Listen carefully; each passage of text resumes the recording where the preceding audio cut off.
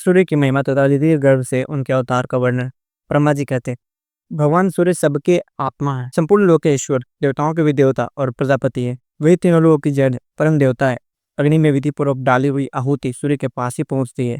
सूर्य से वृष्टि होती है, वृष्टि से अन्न पैदा होता है और अन्न से प्रजा जीवन निर्वाह करती है। क्षण, मुहूर्त, दिन, रात, पक्ष, मास, संवत्सर, ऋतु और युग, इनकी काल संख्या सूर्य के बिना नहीं हो सकती। काल का ज्ञान हुए बिना न कोई नियम चल सकता है और न अग्निहोत्र आदि ही हो सकते हैं।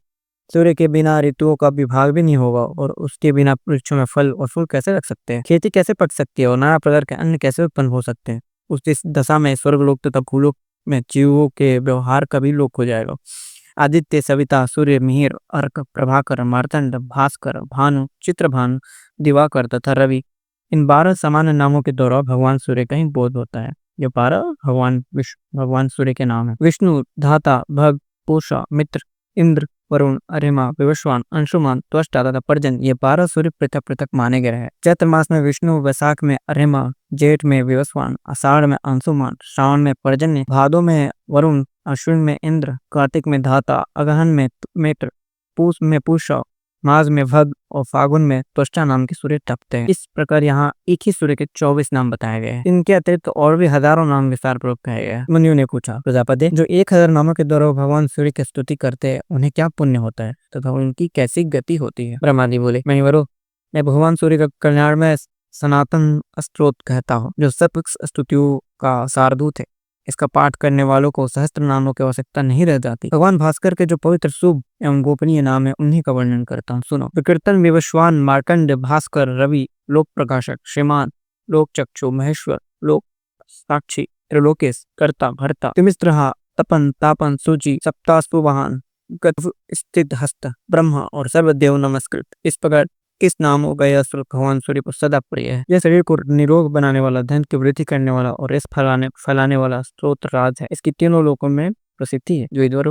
जो सूर्य के उदय और अस्त काल में दोनों संध्याओं के समय इस स्त्रोत के द्वारा भगवान सूर्य की स्तुति करता है, वो सब पापों से मुक्त हो जाता है। भगवान सूर्य के समीप एक बार भी इसका जप करने से मानसिक, वाचिक, शारीरिक तथा कर्म जनित सब पाप नष्ट हो जाते हैं। अतः प्राहारों, आप लोग यत्न पूर्वक संपूर्ण अभिलषित फलों को देने वाले भगवान सूर्य का इस स्त्रोत के द्वारा स्तवन करें।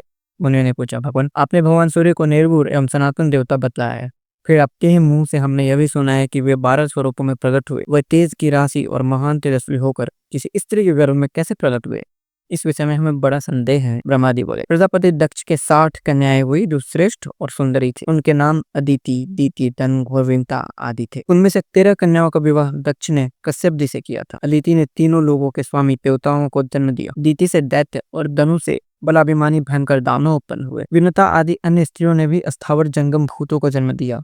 इन दक्ष सूताओं ने के पुत्र, पौत्र और दोहित्र आदि के द्वारा संपूर्ण जगत व्याप्त हो गया। कश्यप के पुत्रों में देवता प्रधान है, वे सात्विक है।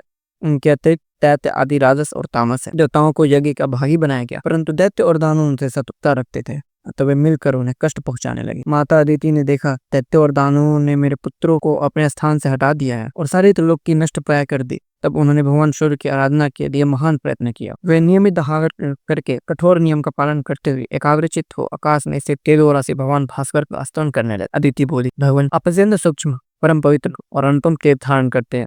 तेजस्वियों के ईश्वर, तेज के आधार तथा सनातन देवता है, आपको नमस्कार है। गोपते, जगत का उपकार करने के लिए मैं आपकी स्तुति आपसे प्रार्थना करती हूँ। प्रचंड रूप धारण करते समय आपकी जैसी आकृति होती है, उसको मैं प्रणाम करती हूँ। क्रमशः 8 मास तक पृथ्वी को जल रूप रस को ग्रहण करने के लिए आप जिस अत्यंत प्रिय रूप को धारण करते हैं, उसे मैं प्रणाम करती हूँ। आपका वह स्वरूप अग्नि और सोम से संयुक्त होता है। आप गुरात्माओं के नमस्कार है। विभाव वसु, आपको जो रूप ऋक और शांत की एकता से यत्री संज्ञक इस विश्व के रूप में तपता है, उसको नमस्कार है। सनातन, उससे भी परे जो ऊन नाम से प्रतिपादित अस्थूल सूक्ष्म रूप निर्मल स्वरूप है, उसको मेरा प्रणाम है। ब्रह्मा जी कहते हैं, इस प्रकार बहुत दिनों तक आराधना करने पर भगवान सूर्य ने दक्ष कन्या अदिति को अपने तेजोमय स्वरूप का प्रत्यक्ष दर्शन कराया। अदिति बोली, जगत के आदि कारण भगवान सूर्य, आप मुझ पर प्रसन्न हो। गोपते, मैं आपको भली भांति देख नहीं पाती।